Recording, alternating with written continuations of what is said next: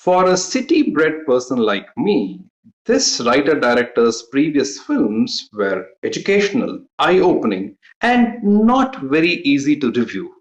And that's not the case this time.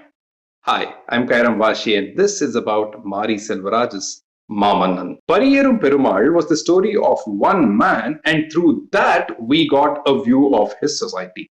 In both Karnan and Maamannan, I got a feeling that the core issue of social injustice and inequality took the center stage, and around that, a story and its characters have come into being. Maamannan, the character Vadivelu plays, hails from a lower caste. His name is majestic, but he has never been given the opportunity to revel in it because all through his life, he's been called Mannan, Manna, or even worse, Mannan. He realizes its true meaning, value, and worth, or said in another way, the worth of his self-respect, only when his son, Veera, Udhayanidhi's character, uses his name again after ages in full.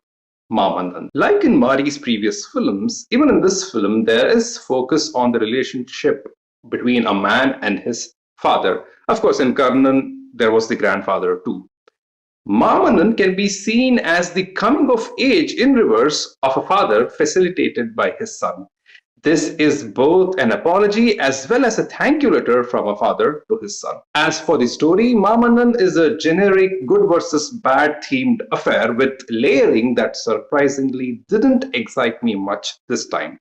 You may rip me apart for saying this, but for me, the topic of caste didn't add much value to the storytelling. Fahadh Faasil plays Ratnavelu, a power and pride-hungry man from an affluent upper caste house. He is the Mavatta Sayalalar, and thanks to his father's blessings, Maamannan is an MLA. I deliberately use the word blessing because that is what Maamannan feels as well when he's given this opportunity, and that drives his loyalty for Ratnavelu's family. A conflict in which neither Maamannan nor Ratnavelu were directly involved quickly escalates to become a major conflict, which is written and executed in a fantastic manner as the pre-interval scene.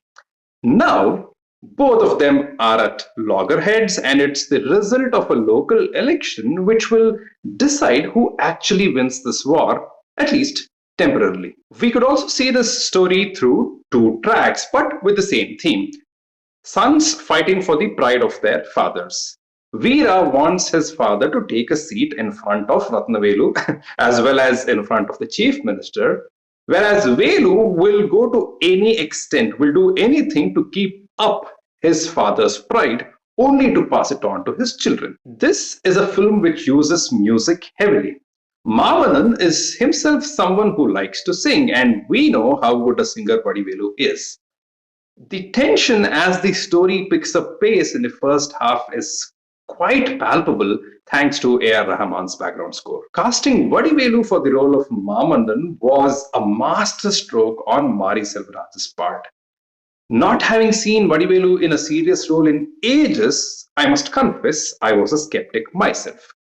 But now I say, without Vadivelu, Maamannan may have ended up as a slightly tough to sit through film. Every time he's atop that hill looking at the city under his feet, like a Maamannan who's ruling over it, I was like, hey, that is exactly what Vadivelu is doing with and for this film. His singing, his innocence, his dialogue delivery, and every time he does the tiniest of the things with his eyebrows, our hearts melt. When he says he's not able to understand what a manipulative politician tells him, we understand him. Holding his wife's feet when he says it was all his mistake, not his son's, we feel him. Pitted against him is Fahadh Faasil, and this again is a 10 on 10 performance from him. While Vadivelu is arresting, Fahadh menacing, Keerthy Suresh and Udhayanidhi Stalin hold their ground well. There are dogs, pigs, horses, a lion as a mask, and also an interesting change of view. Karuppi in Pariyerum Perumal represented the oppressed, whereas it's the pigs here, while the dogs are the actual oppressors. Mirrors, a dusty vintage car, Dialogues about Ayogitanam and Kolathanam are all there, but all seemed just about functional, basic, not really hard hitting or thought provoking. The one about Vurtanin Kobam becoming Nooruperin Manam was an exception though. The pacing in both the halves was slow. The idea perhaps was to build up to the high points, but the problem was that the pacing was noticeably slow. One set of the audience may say, "Dear Mari, we got your point. Please don't keep repeating the same thing." And I guess to them, Mari would ask, "You got the point? Really? By the way, are you already tired?" And I guess he would also remind them how he began his film's trailer. நான் பாடிக்கொண்டு இருப்பது ஒரே பாடலாக இருக்கலாம், அதை என் வாழ்நாள் முழுவதும் பாடுவேன். Too bad if you were thinking, எல்லாம் மாறும், எல்லாம் மாறும்.